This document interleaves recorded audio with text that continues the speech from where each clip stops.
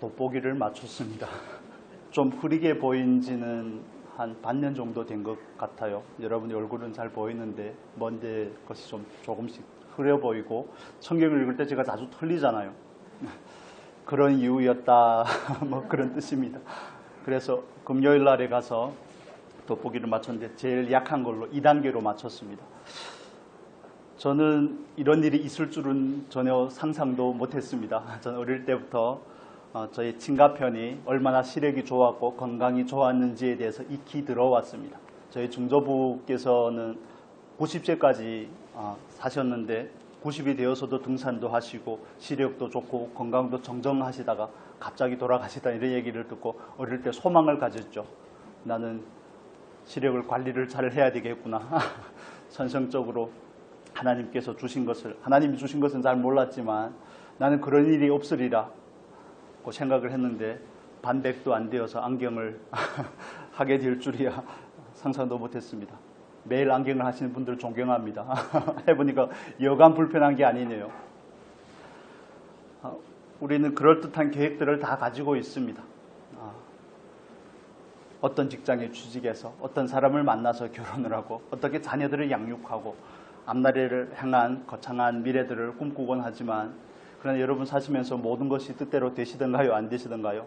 답은 이미 정해져 있습니다. 늘 내 계획대로만 되었더라면 오늘의 내가 있을 수 있을까 하는 그런 질문을 우리는 그리스도 안에서 하게 됩니다. 인생이라는 게 결코 호락호락하지가 않죠. 나에게는 그럴듯한 꿈들이 있었지만 그러나 결코 내 계획대로 되지 않는 것이 인생입니다. 그러면서 우리는 하나님 앞에서 무엇이 겸손인지 무엇이 하나님 앞에서 인생을 살아가는 의미인지에 대해서 깊은 숙고하는 시간들을 가지게 됩니다.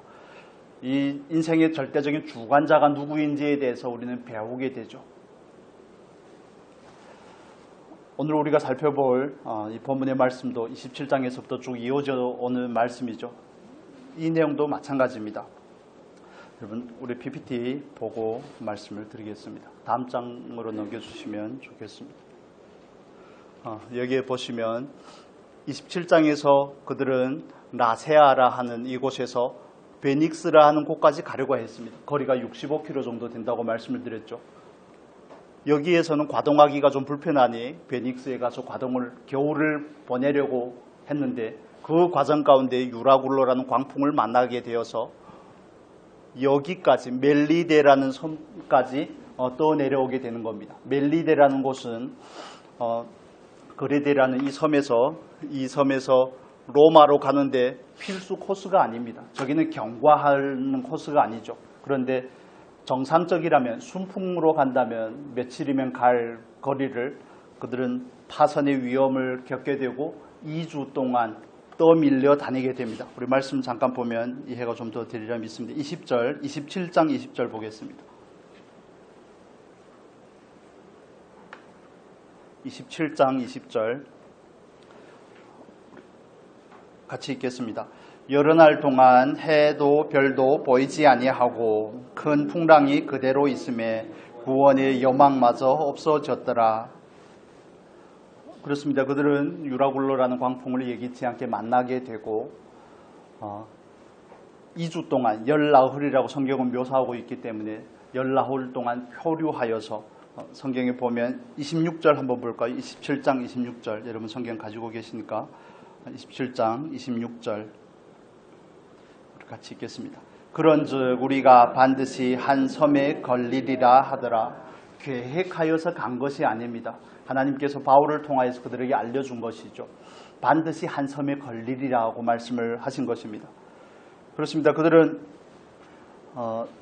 2주 동안이라는 시간을 파선의 위험 가운데 사망의 위험 가운데 거치면서 떠밀려서 멜리데라는 섬까지 오게 된 겁니다. 원래의 계획 가운데서는 멜리데가 없었다고 말씀을 드렸습니다. 그런데 그들의 계획과는 전혀 다른 상황이 펼쳐지게 된 것입니다. 그들의 계획과는 다른 목적지인 멜리데에 걸리게 되고 그들은 거기에서 또 다른 바울을 통하여서 하나님의 나라가 이루어지는 모습을 우리는 28장을 통해서 볼 수 있습니다. 여러분 우리가 처음으로 정리해야 될 부분은 하나님께서는 하나님을 위해서 일하신다는 겁니다. 하나님은 우리의 계획을 보조하기 위해서 계신 분이 아닙니다. 내 인생의 목적과 성취를 위하여 하나님을 보조수단으로 삼고 계시다면, 다른 의미로 말하면 이용하고 계시다면, 하나님과 거래하고 계시다면 우리는 가장 근원적인 부분부터 바꿔야 되는 것입니다. 성경은 66권에서 우리에게 반복하여 그 부분을 확인시켜 주고 계십니다. 하나님은 하나님을 위해서 일하십니다. 하나님은 오롯이 하나님의 영광에 관심이 있으십니다. 하나님께서 저와 여러분을 의의 길로 인도하시는 이유도 하나님의 이름을 위하여 우리를 의의 길로 인도하신다고 시편 23편에 우리에게 말씀해 주고 있습니다. 우리가 에스겔서의 말씀 한번 보겠습니다. 에스겔서 36장 말씀을 한번 보겠습니다. 36장 22절의 말씀입니다. 에스겔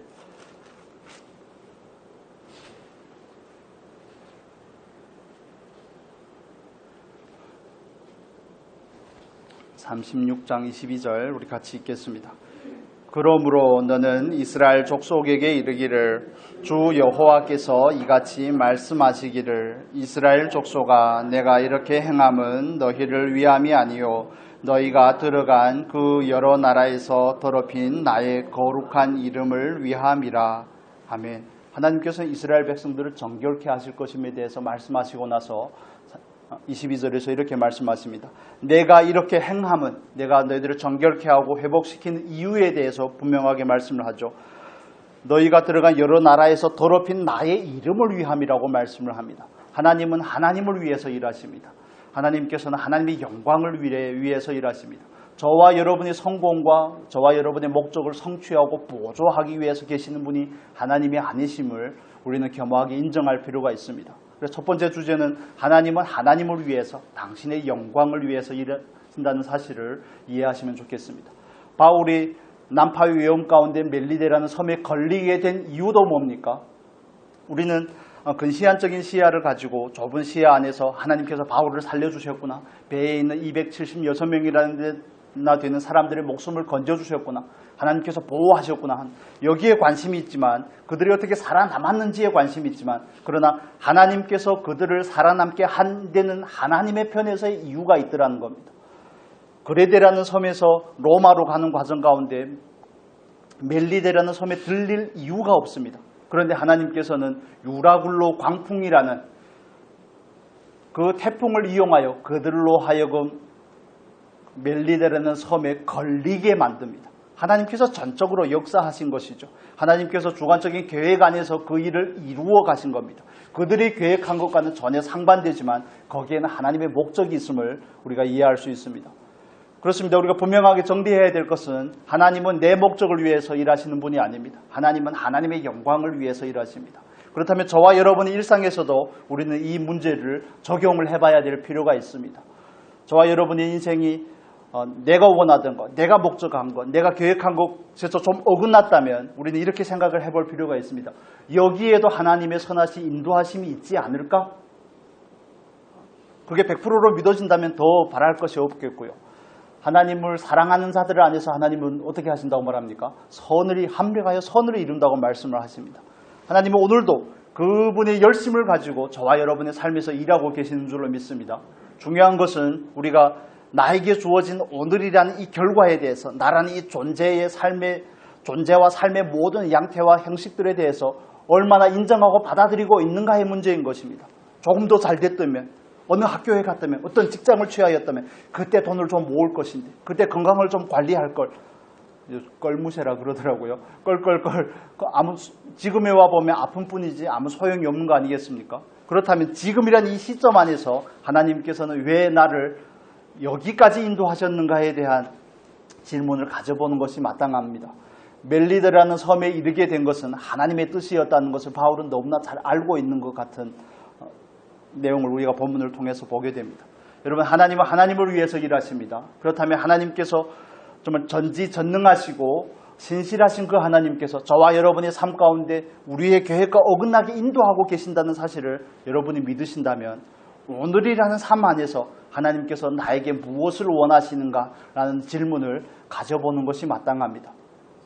하나님께서는 저와 여러분에게 무엇을 원하실까요? 오늘이라는 삶에서 어떻게 하나님을 나타내고 어떻게 하나님께 영광으로 돌리는 삶으로 나아갈 것인지에 대해서 하나님이 요구하고 계시는 겁니다. 그걸 위해서 우리는 자라나려고 하는 것이고, 그걸 위해서 우리는 좀 더 성숙한 자가 되려고 하고, 그걸 위해서 말씀을 읽고 말씀을 암송하고 기도하고 하는 일련의 신앙의 행위들을 가지는 것입니다. 신앙 행위 자체가 목적이 아닙니다. 예배 자체도 목적이 아닙니다. 예배를 드림으로 우리는 뭔가를 얻어내려고 하는 것이 아니라, 예배를 통하여서 하나님께서 원하는 사람으로, 하나님을 더 온전하게 예배하는 삶으로 나아가기 위해서 매주일마다 모이는 예배라는 과정이 필요한 것이죠. 물론 궁극적으로는 하나님을 위한 삶의 일환이지만, 그러나 이런 종교적인 형식들 자체가 목적이 되어서는 안 된다는 것을 말씀을 드립니다. 우리는 이렇게 질문을 해봤으면 좋겠습니다. 내 계획과는 어긋났지만 하나님께서 나를 여기까지 인도하셨다면 하나님의 뜻은 무엇일까? 나의 주어진 자리에서 하나님께서는 나에게 무엇을 요구하실까? 넓은 의미에서는 하나님을 나타내는 것이고, 넓은 의미에서는 하나님께 영광이 되는 삶이지만, 이건 너무 두루뭉실한 것입니다.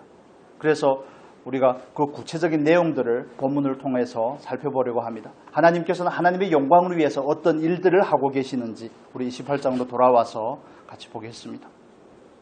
28장 3절의 말씀, 1절에서 3절 보겠습니다. 1절에서 3절. 우리가 구조된 후에 안즉 그 섬은 멜리데라 하더라. 비가 오고 날이 참해 원주민들이 우리에게 특별한 동정을 하여 불을 피워 우리를 다 영접하더라. 바울이 나무 한 묶음을 거두어 불에 넣으니 뜨거움으로 말미암아 독사가 나와 그 손을 물고 있는지라. 4절 제가 읽어드리겠습니다. 원주민들이 이 짐승이 그 손에 매달려 있음을 보고 서로 말하되 진실로 이 사람은 살인한 자로다. 바다에서는 구조를 받았으나 공의가 그를 살지 못하게 함이로다 하더니. 그렇습니다. 그들이 멜리데라는 섬에 도착을 하고 나서 하나님께서는 하나님의 목적 안에서 바울 일행을 지켜주신 것입니다. 지키는 것이 목적이 아니었다는 것을 이해하시면 좋겠습니다. 광풍 가운데서 바울을 지켜주셨고, 또 파선의 위험 가운데 군인들이 모든 죄수들을 죽이려고 할 때 백부장을 통하여서 바울을 지켜주시고, 멜리데라는 섬에 도착했을 때 하나님의 종인 바울이 그 추위 때문에 불에다 나무를 더 갖다 넣으려고 하다가 어떤 일이 생깁니까? 뱀에게 물리게 됩니다. 뱀에게 물렸으면 죽는 게 정상이 아니겠습니까? 그 동네에 있는 사람들이 뭐라고 말합니까? 아, 저 사람은 필경 살인한 사람이다. 사람을 죽인 사람이 맞는가 보다. 정말 요 행으로 인해서, 그들의 입장입니다. 요 행으로 인해서 파선의 위험에서는 겨우 살아남았지만 뱀에게 물린 거 보니까 좀 있으면 죽겠네.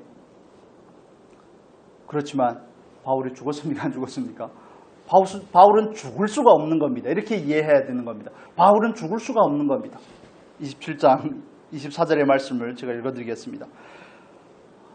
바울아, 두려워하지 말라. 네가 가이사 앞에 서야 하겠고 또 하나님께서 너와 함께 항해하는 자를 다 내게 주셨다 하였으니. 바울은 반드시 로마에 가야 됩니다. 하나님의 계획이고 하나님의 목적입니다. 그렇다면 유라굴라라는 광풍이, 그 태풍이 바울의 로마에 가는 것을 막을 수 있습니까? 막을 수 없죠. 군인들이 바울을 죽이려고 한다고 막을 수 있습니까? 막을 수 없습니다. 바울이 뱀에게, 독사에게 물렸는데 그 독사가 하나님의 계획을 방해할 수 있습니까? 방해는 할 수 있지만 완전하게 그 계획이 무효로 돌아가게끔 할 수는 없는 것입니다. 하나님께서 바울을 지키신 것은 하나님을 위해서 지키신 것입니다. 그럼 저와 여러분에게 적용을 해보겠습니다. 저와 여러분에게 오늘날의 삶을 하나님께서 주시고 은혜로 우리를 여기까지 인도하신 데는 하나님의 목적하심이 있습니다. 하나님은 하나님의 계획 가운데서 저와 여러분을 지키셨습니다. 무엇을 위해서요? 하나님의 영광을 위해서 지켰습니다. 그게 저와 여러분이 살아가는 의미입니다. 너무 당연한 것 같지만, 너무 잘 알고 있는 것 같지만 너무 두루뭉실한 이 명제에 대해서 좀 더 밝은 이해가 있었으면 좋겠습니다. 바르게 이해할 수 있기를 축복합니다. 정말 마음의 눈이 좀 밝아져야 됩니다. 그렇구나. 나는 날마다 열심히 성실하게 나에게 주어진 일과를 감당하고 있지만 이 모든 감당함은 하나님의 영광이라는 크나큰 명제 안에서 이 일이 이루어지고 있구나. 그 목적 안에서 오늘이라는 삶이 있구나라는 것을 이해하셨으면 좋겠습니다. 여러분 삶을 누리시고 하나님께서 주신 축복 가운데 은혜 가운데 삶을 만끽하시고 누리십시오. 그렇지만 그 누리는 것 자체가 목적이 되어서는 안 됩니다. 마귀가 저와 여러분의 삶 가운데서 늘 하는 일은 그겁니다. 목적을 변하여 수단이 되게 하는 겁니다. 목적을 변하여 수단이 되게 하는 것. 하나님께 영광을 돌리는 삶이 저와 여러분에게 목적이지만 그러나 마귀는 부차적인 것들에 자꾸 우리의 시선이 빼앗기게 만드는 것입니다. 부차적인 것, 원줄기가 아닌 가지에 자꾸 눈을 돌리게끔 만드는 것입니다. 우리가 이 세상을 살아가면서 하나님의 보호하심을 받는 건 너무 당연한 일이 아니겠습니까? 하나님의 은혜이죠. 너무 하나님의 은혜입니다. 하나님께서 저와 여러분을 선대하신 결과이죠. 그렇지만 그 선대하심의 이유가 무엇인지를 살펴보지 않으면 우리는 하나님께서 나를 지켜주셨다는 이 사실에만 매몰이 되어서 나를 지켜주신 그 하나님을 잊어버리게 되는 것입니다. 마치 이스라엘 백성들이 홍해 앞에 섰을 때 애굽의 군사들이 그들을 죽이려고 쫓아올 때 그들은 애굽에서 10가지 그 재앙 가운데서 그들을 지키신 하나님을 잃어버리게 되는 겁니다. 이해가 되십니까? 애굽의 모든 장자들이 죽을 때 우리의 장자는 죽지 않았어. 개구리가 들어오고 파리에 재앙이 있을 때 하나님께서 우리를 지켜주셨어라는 그 결과에만 몰두해서 우리를 지켜주신 분이 누구신지에 대해서 망각하게 되더라는 겁니다. 10가지 재앙 가운데서 지키신 하나님의 홍해 앞에서 그들을 지키지 않으시겠습니까? 당연히 지키시죠. 하나님의 목적은 그들을 가나안으로 인도하는 것이 목적이기 때문에 홍해가 그들을 가로막을 수 없는 겁니다. 하나님께서 바울을 로마에 보내는 것이 하나님의 목적이기 때문에 로마에서도 하나님의 복음을 전파하는 것이 목적이기 때문에 태풍이 막을 수 없는 겁니다. 독사가 막을 수 없는 겁니다. 또 로마의 군인들이 막을 수 없는 것입니다. 그래서 사실 여러분 하루하루의 일상을 살아가면서 주어진 삶을 성실하게 사시지만 그러나 또 하나님의 은혜를 누리지만 은혜를 누리는 거기에 목적을 맞추면 안 됩니다. 하나님이 왜 나에게 은혜를 주셨는가? 나의 능력과 내가 받기에 합당하지 않지만 넘치도록 부으시는가? 그 부으심은 나를 위함이 아닙니다. 이기적인 욕망을 위함이 아니라는 부분에 대해서 우리는 늘 생각을 해야 됩니다. 그러지 않으면 멈칫하는 잠깐이라는 그 사이에서 우리는 목적이 변하여 수단이 됩니다.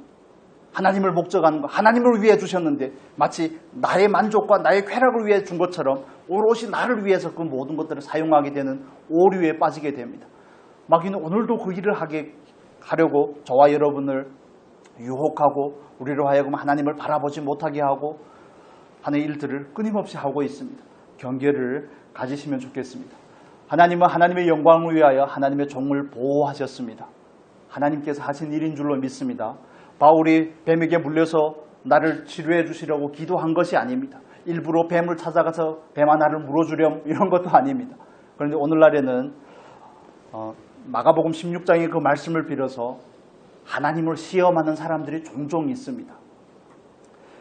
마가복음 16장에서 하나님께서 주신 약속의 말씀에 따르면 성령을 받으면 방언을 말하게 될 것이고 병을 치유하게 될 것이고 뱀을 집으며 어떤 독을 마셔도 괜찮을 것이라고 하나님 주님께서 말씀하시니 이 일을 찾아가서 하는 부류의 사람들이 있습니다.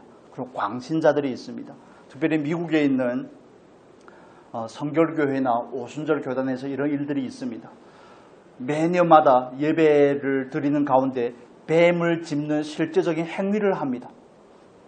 그러다가 뱀에 물려 죽으신 분들이 꽤나 있습니다. 그럼에도 불구하고 하나님께서 주셨다는 그 마가복음 16장의 그 약속의 말씀을 따라서 뱀을 짚는 어리석은 행위를 하는 겁니다.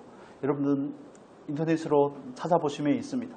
뱀 다루기라는 그런 예배의 형식이 있습니다. 그래서 마치 자기의 신앙과 믿음이 얼마나 대단한지를 과시하려고 하는 그런 불순한 형태에서 하는 이런 일들이 있습니다. 그러나 오늘 본문에서 우리가 이해해야 되는 것은 바울이 뱀을 우연하게 집었지만 하나님께서 그를 지켜주셨다는 겁니다. 바울이 가서 그 뱀을 짚고 나서 내가 죽는지 사는지 봐라. 100% 죽습니다. 그러면 제가 여러분에게 여러 번 예를 드렸던 것처럼 기회가 있으시면 꼭 그 책을 읽어보시면 좋겠습니다. 강하고 급한 바람처럼이라는 책인데 상하권으로 되어 있습니다. 필요하시면 제 서재에 있는데 빌려드릴 수도 있습니다. 그 책에 보면 그런 예시들이 많이 나옵니다. 인도네시아 교회가 부흥하는 그 과정 가운데 구체적인 사례들을 다룬 일들인데 거기에 보면 그 저자가 경험했던 일들을 정말 전도하기 위해서 밀림 속으로 가서 복음을 전하는데 단보로스로 가는데 비가 내리는데 옷이 젖지 않는 겁니다. 옷이 더러워지지 않는 겁니다. 이상한 눈으로 저를 쳐다보지 마십시오. 그 성경이 아니라 그 책에 그렇게 구체적인 간증이 기록이 된 겁니다.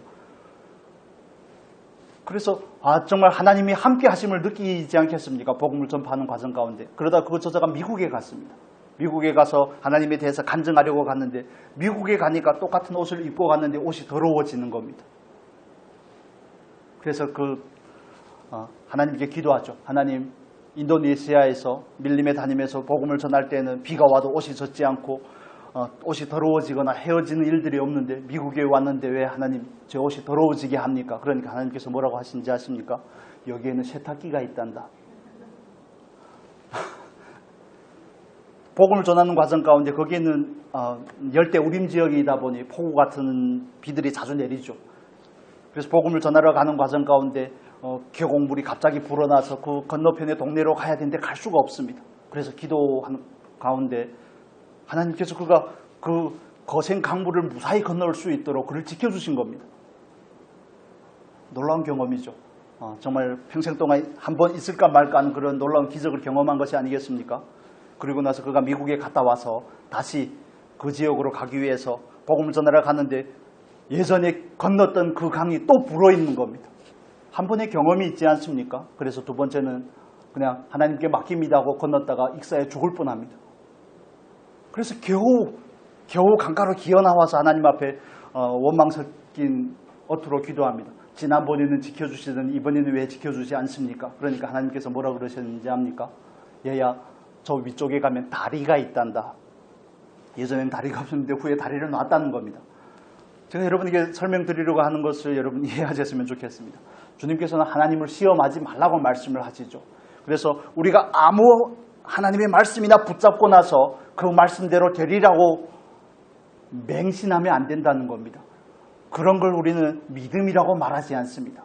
그런 건 성경에서 말하는 믿음이 아닙니다. 그런 거는 맹신이요. 그런 건 뭡니까? 그런 건 신념입니다. 성경을 이렇게 접근하면 안 됩니다. 하나님께서 사자굴에서 다니엘을 지켜주셨던 것을 여러분 우리가 다니엘서를 통해서 보지 않습니까? 왕이 다니엘을 마지못해 집어넣었는데 하나님께서 천사를 보내서 사자입을 다물게 하셔서 다니엘을 지켜주신 것이지 다니엘이 내 믿음을 보여주면 하고 사자굴로 뛰어든 것이 아니라는 겁니다. 그런데 우리는 가끔씩 그런 일들을 하려고 합니다. 자기의 믿음을 증명하려고 하나님의 말씀을 이용하려는 그런 어리석음에 빠질 때가 있습니다. 맹신합니다. 하나님이 심은 대로 거둔다고 하셨으니 정말 분에 지나치게 심으려고 하는 그 거둠을 위해서 심으려고 하는 이런 어리석은 일들을 할 때가 있더라는 겁니다. 여러분 지각을 가지실 수 있기를 축복합니다. 하나님을 시험하는 것이 아닙니다. 그렇다면 저와 여러분에게 그런 상황이 주어졌다면 우리는 어떻게 해야 될까요? 그렇다면 우리는 그 상황 안에서 하나님의 구체적인 인도하심을 받아야 되는 겁니다. 이스라엘 백성들이 홍해를 건넜다고 해서 저와 여러분이 지금 홍해를 건너려고 하면 하나님께서 홍해를 가르지 않으십니다.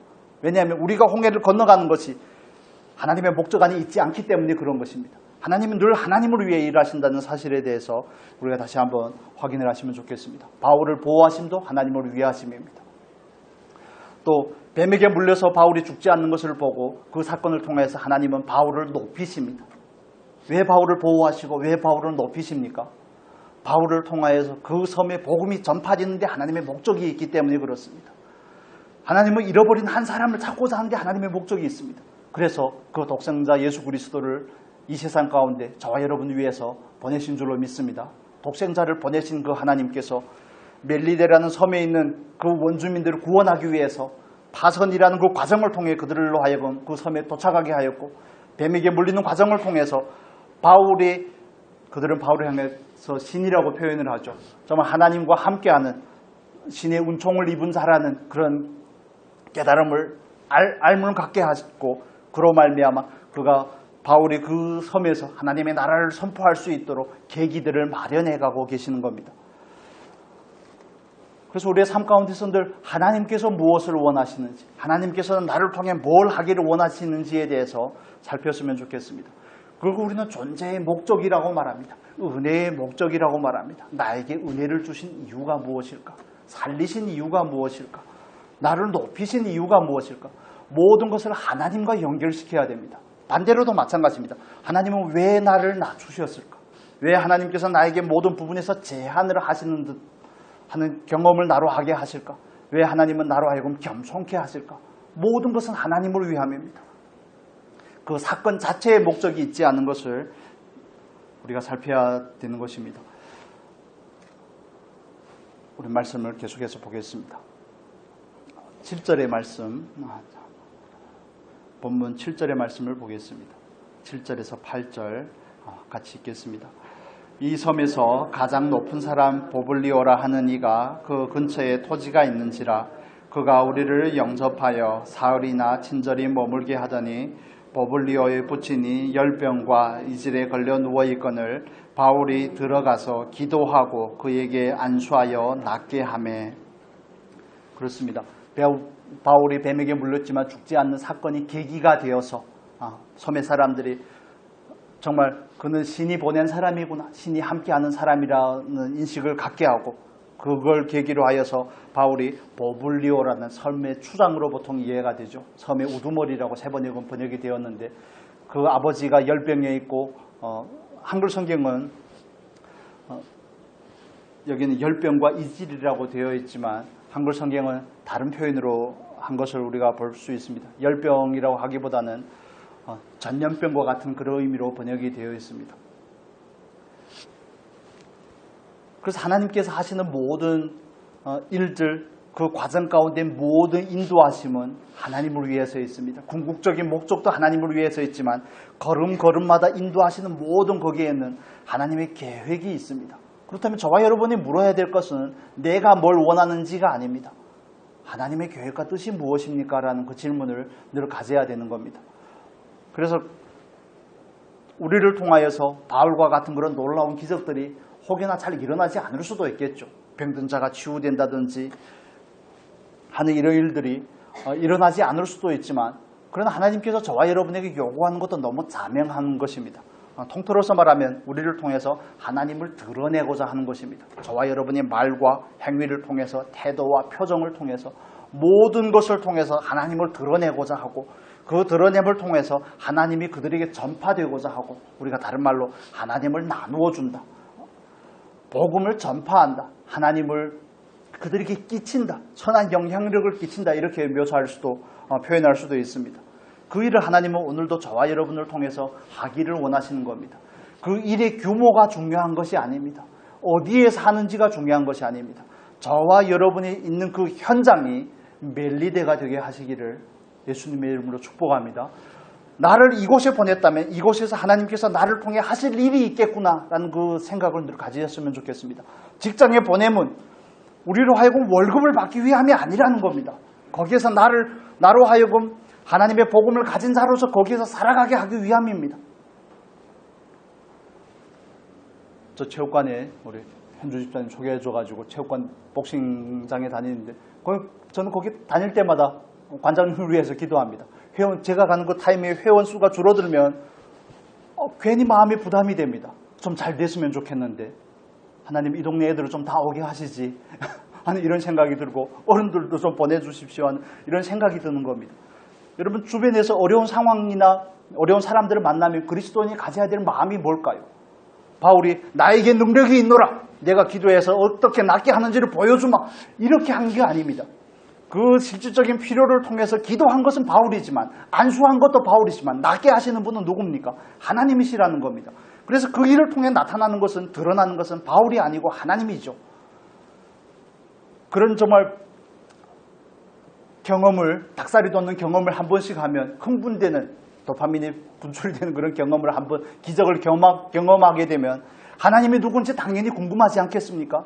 엘리사에게 찾아왔던 나하만이라는 문둥병자가, 그 장군이 엘리사에게 왔다가 엘리사의 말대로 요단강에 가서 7번 담그고 나서 몸이 다 회복이 나서는 그가 어떤 결정을 합니까? 이제는 내가 아람에 돌아가서도 이스라엘의 하나님만 섬기겠다고 선언을 하는 겁니다.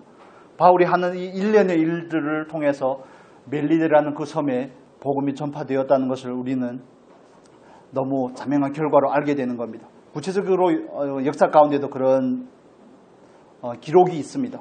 제가 여기 적어왔는데 여기서 말하는 이 보블리오라는 사람은 아마 바울이 가서 복음을 전한 것이 계기가 되었으리라고 이해가 됩니다. 기록의 전승에 따르면 보블리오라는 사람은 멜리데 섬에서 제일 처음 감독이 되어서 거기에서 복음을 전하다 순교한 것으로 그렇게 나타납니다. 그리고 초기 교회 때 로마에서 기독교인들을 박해할 때 멜리데라는 그 섬에도 여러분 가타콤이라고 아시죠? 지하에서 숨어서 자기의 신앙을 유지하고자 했던 그 그리스도인들의 행적이 멜리데라는 섬, 오늘날의 몰타라는 나라입니다. 지중해에 있는 몰타라는 그곳에서 발견이 됩니다. 하나님께서 바울을 왜 몰타라는 멜리데라는 그 섬에 보냈을까요? 거기가 그 섬에서 하나님의 나라가 피어나기를 원하시는 하나님의 목적이 있는 겁니다. 바울의 계획은 아니었지만 하나님의 계획이었던 겁니다. 뱀에게 물리며 죽는 것이 정상적인 원리이지만 그러나 뱀에게 물려도 죽지 않는 것은 하나님께서 그를 통하여서 그 섬에 있는 영혼들을 구원하기 위한 하나님의 목적하심이었던 겁니다. 그래서 저와 여러분의 삶 가운데서도 하나님의 목적을 생각해 보셨으면 좋겠습니다. 저와 여러분의 작은 제스처가 정말 예수의 그리스도의 마음을 가진 한마디의 따뜻한 말이 그 누군가를 예수께로 인도할 수 있다는 사실에 대해서 유념하셔야 됩니다. 저와 여러분은 이 세상에 보낸 예수 그리스도의 편지입니다. 우리는 예수 그리스도의 향기로 이 세상에 보내심을 받았습니다. 바울과 같이 정말 저와 여러분의 삶의 현장이라는 그 멜리데에 우리는 파송을 받은 겁니다. 하나님의 목적을 위하여, 하나님의 영광을 위하여, 하나님을 나타내기 위하여, 그들에게 예수 그리스도를 증언하기 위하여 보냄을 받았습니다. 그런 사명의식을 가지고 살아가는 저와 여러분의 복된 삶이 되었으면 좋겠습니다. 하나님은 누구에게 관심이 있다고요? 말씀 정리해 보겠습니다. 하나님은 하나님의 영광을 위해서 일하십니다. 하나님은 하나님의 이름에 관심이 있습니다. 그걸 위해서 저와 여러분을 지으셨고 저와 여러분을 파송하시고 저와 여러분을 보호하시고 저와 여러분을 높이기도 하시고 낮추기도 하시고 우리를 인도해 가시는 줄로 믿습니다.